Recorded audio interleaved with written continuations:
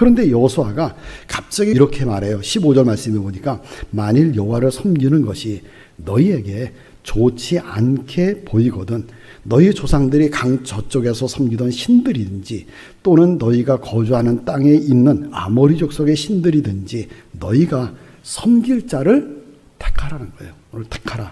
그렇지만 나는 오직 나와 내 집은 여호와를 섬기겠다. 이렇게 말합니다. 여러분, 아니 애굽에서 섬기던 신이든지 아니면 이 가나안 사람들이 섬기던 신이든지 너희가 섬길 자를 택하라. 너희들 마음대로 너희들 좋게 보이는 대로 그렇게 선택을 해라. 여호수아가 갑자기 왜 이런 말을 하는 거죠? 그동안에 어떻게 했어요? 하나님 버리면 안 된다. 하나님만 섬겨야 된다. 하나님 섬겨야 된다. 이렇게 강조하다가 왜 지금 느닷없이 이런 말을 하는 거죠? 정말 너희들이 섬기고 싶은 신을 섬겨라. 너희들이 좋아하는 신을 섬겨라. 그 말인가요? 이렇게 거친 말을 하는 진짜 이유가 뭐죠?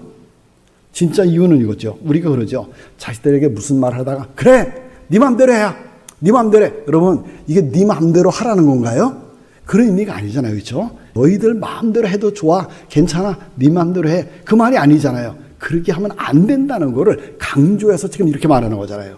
지금 이스라엘을 향하여 여호수아가 하는 말도 그 말입니다.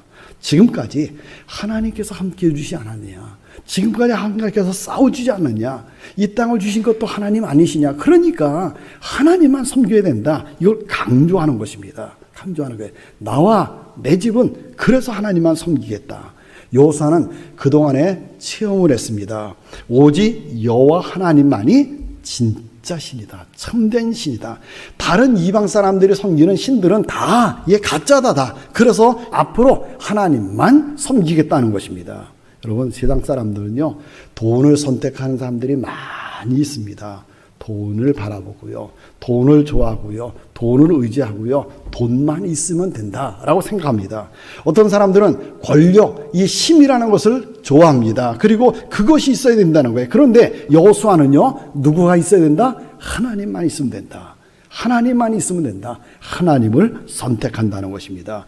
세상의 모든 것은 돈으로 되는 것이 아니다. 세상의 모든 것은 힘으로 되는 것은 아니다. 세상의 싸움은 칼과 활을 가지고 싸우는 것이 아니다. 무기 가지고 싸우는 것이 아니다. 하나님께서 싸우셔야 된다. 하나님이 함께 해주셔야 된다. 하나님께서 하나님의 주권을 가지고 하나님이 지켜주셔야 되고 하나님이 보호해주셔야 되고 하나님이 싸워주셔야 되고 하나님이 복 주셔야 된다. 그래서 하나님께서 해주시지 않으시면 이 사람들이 하는 수고는 다 헛수고다. 그러므로 나와 내 집은 여호와를 섬기겠다. 그러니까 너희들도 이 여호와를 섬겨라. 이 여호와를 섬겨라. 이렇게 지금 고백하고 있는 것이죠. 여러분, 이런 여호수아를 바라보시는 하나님의 마음이 얼마나 기쁘시겠어요. 하나님은 우리가 하나님을 섬기면서 살아가기를 원하고 계십니다. 그리고 하나님을 섬기면서 살아가는 사람 하나님은 기뻐하시고요. 하나님을 섬기면서 살아가는 사람에게 하나님은 함께 하시고요. 하나님을 섬기면서 살아가는 사람을 하나님은 도와주시고요. 하나님을 섬기면서 살아가는 사람의 삶을 하나님은 책임져 주십니다. 그래서 하나님을 잘 섬기면서 살아가는 사람의 삶이 어떻게 살아가요? 평탄한 삶, 편안한 삶을 살아가게 됩니다. 여호수아의 이 마음을 이스라엘 백성들의 지도자들이 듣고 알았습니다. 그래서 여호수아의 고백을 자신들의 고백으로 삼겠다는 것입니다. 우리도 여호수아의 고백을 따르겠다는 거예요. 우리도 다 압니다. 여호와 하나님이 우리의 조상을 이곳으로 인도해 주시고 여호와 하나님이 우리에게 이 땅을 주신 것 우리 압니다. 홍해의 기적도 그 다음에 가나안 땅에 차지하게 하신 것도 이 광해길을 잘 오도록 지켜주신 것도 보여주신 것도 다 하나님이 해주신 것 압니다. 여기 아모리 족속들을 쫓아내게 해주신 것 이것도 하나님이 하신 것을 다 압니다. 그래서 우리도 다른 신이 아니라 우리가 애굽에서 섬기던 신이나 아니면 이 가나안 땅에 살고 있는 사람들이 섬기던 신이나 우리가 그 신 섬기지 않고 우리도 여호와를 섬기겠습니다. 여호와가 우리의 신입니다. 여호와가 우리의 하나님이십니다. 그렇게 고백을 합니다. 16절 보세요. 백성들이 대답하여 이르되 우리가 결단코 여호와를 버리고 다른 신을 섬기기를 하지 아니하겠다. 18절에도 보니까요. 여호와께서 또 모든 백성들과 이 땅에 거주하던 아모리 족속을 우리 앞에서 쫓아내셨습니다. 그러므로 우리도 여호와를 섬기리니 그는 우리의 하나님이시다. 고백을 합니다. 하나님을 섬기겠다는 거예요. 하나님을 섬기겠다는 말은 어제 우리가 말씀을 본 것처럼 하나님만 의지하겠다. 하나님만 바라보겠다는 거예요. 다른 신은 쳐다보지도 않겠다. 하나님께만 기도하겠다. 하나님께만 예배를 드리겠다. 하나님의 뜻대로 살겠다. 하나님의 말씀대로 살겠다. 이런 의미잖아요. 여러분, 선택을 잘하면서 살아가시기 바랍니다. 하나님과 세상을 겸해서 사랑하면 안 돼요. 그렇게 섬길 수는 없습니다. 신학성에도 예수님 말씀하셨죠. 한 주인만 섬겨라. 하나님과 세상 것 같이 섬길 수 없다. 한 주인만 섬겨라. 그런데 양다리를 걸치고 신앙생활하는 분들도 있습니다. 그렇서는 안 되잖아요. 하나님께서는 우리가 하나님을 바르게 섬기면서 살아가기를, 확실한 신앙생활하기를 하나님은 원하고 계십니다. 14절 말씀 다시 한번 보세요. 그러므로 이제는 여호와를 경외하며 온전함과 진실함으로 그를 어떻게 하라고요? 섬겨라. 어떻게 섬기라고요? 하나님을 경외하며 온전함과 진실함으로 하나님을 섬기라는 것입니다. 그러니까 다른 말로 하면 신앙생활하되 확실한 신앙을 가지고 살라는 것입니다. 왜요? 여호와 하나님만 유일한 하나님이시기 때문에, 유일한 신이시기 때문에.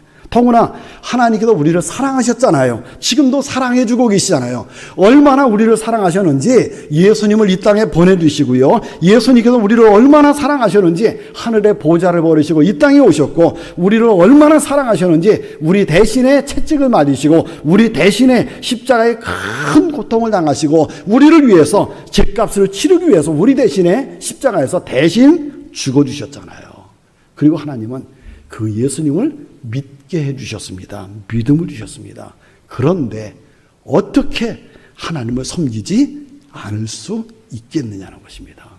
어떻게 예수님보다 다른 것을 더 사랑할 수 있겠느냐? 어떻게 예수님을 적당하게 믿고 적당하게 섬기면서 살아갈 수 있겠어요? 여러분, 분명한 신앙을 가지고 살아가야 됩니다. 확실한 신앙이요. 분명한 신앙을 가지고 하나님을 섬겨야 되고요. 분명한 신앙을 가지고 온전한 신앙의 삶을 살아가야 됩니다. 여세 동안은 세상 방식대로 내 마음대로 다 살다가 주일날 와서 예배 딱 한 번 드리는 것으로 나 신앙생활한다. 나 하나님을 섬긴다. 여러분, 이렇게 생각해서는 안 된다는 것입니다. 어떻게 해요? 온전한 삶. 온전한 삶을 살아가야 돼요. 예배 드리는 것만으로 끝나면 안 되고, 삶이 하나님을 섬기는 삶, 삶이 하나님 중심의 삶, 삶 전체가 예배의 삶을 살아가는 거예요. 이렇게 하나님 앞에 나와서 예배 드리고 그리고 집으로 돌아가서 이제 오늘 하루로 살아갈 때 이제는 내 마음대로 아니죠. 살아가는 삶도 예배의 삶이에요. 예배의 삶. 우리가 이렇게 모여서 예배를 드리는 것, 이것도 중요하지만 이것으로 끝나면 안 되고 하루 종일 살아가는 삶이 예배의 삶이에요. 또 하나의 중요한 예배를 드려야 된다는 것입니다. 그 예배가 어떤 예배예요? 로마서 12장 1절과 2절에서 말씀하시죠. 그러므로 형제들아, 내가 하나님의 모든 자비하심으로 너희를 권하노니 너희 몸을 하나님이 기뻐하시는 거룩한 산 제물로 드리라. 이는 너희가 드릴 영적 예배니라. 이렇게 말씀하고 있습니다.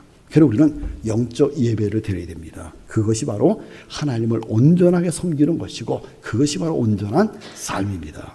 그러면 영적 예배는 어떻게 드리는 것이라고요? 우리의 몸을 하나님이 기뻐하시는 거룩한 산 제물로 드리는 거예요. 내 몸을 산 제물로 드리는 것입니다. 그러면 우리의 몸을 산 제물로 드리는 것은 어떻게 드리는 것이죠? 12장 2절 말씀에 보니까 이렇게 말씀하고 있습니다. 너희는 이 세대를 본받지 말고 그랬어요. 너희는 이 세대를 본받지 말고 오직 마음을 새롭게 함으로 변화를 받아 하나님의 선하시고 기뻐하시고 온전하신 뜻이 무엇인지 분별하도록 하라. 우리 몸을 산 제물로 드리는 것은 이 세상을 따라 살지 않고 하나님의 뜻을 따라 살아가는 것. 우리 모두가 이런 삶을 살아가기를 하나님은 원하고 계십니다. 이것이 바로 하나님을 온전하게 섬기는 삶이라는 거예요. 이것이 바로 영적 예배라는 거예요. 이 예배를 잘 드려야 된다는 것입니다. 잘 들어야 된다는 거예요. 여러분, 나의 믿음이 지금 어떠한지 한번 점검해 보시기 바랍니다. 정말 내가 하나님만 섬기면서 삶을 살아가고 있는가? 하나님을 온전히 섬기면서 삶을 살아가고 있는가? 정말 내가 온전한 신앙생활을 하고 있는가? 한번 이 시간 여러분의 믿음을, 여러분의 신앙을 한번 점검해 보시기 바랍니다. 그리고 이 시간 다시 한번 마음에 결단하시기 바랍니다. 나는 오로지 하나님만 섬기겠다. 나는 오로지 하나님만 섬기겠다. 그래서 영적인 예배를 잘 드리겠다. 세상 따라 살지 않겠다. 세상 사람들처럼 살지 않겠다. 오직 하나님의 뜻대로 살겠다. 그래서 내 몸을 하나님 앞에 산 제물로 드리는 삶을 살아가겠다. 결단하시고 오늘도 그렇게 살아가시기 바랍니다. 그래서 하나님을 기쁘시게 해드리는, 하나님께 영광을 누리는 여러분 모두의 삶이 되시기를 주님의 이름으로 축원합니다. 이 설교를 들으시고 생각나는 분이 계시면 보내주세요. 그분에게 분명 도움이 될 것입니다. 그리고 여러분의 생각을 댓글로 남겨주셔서 함께 나누길 원합니다.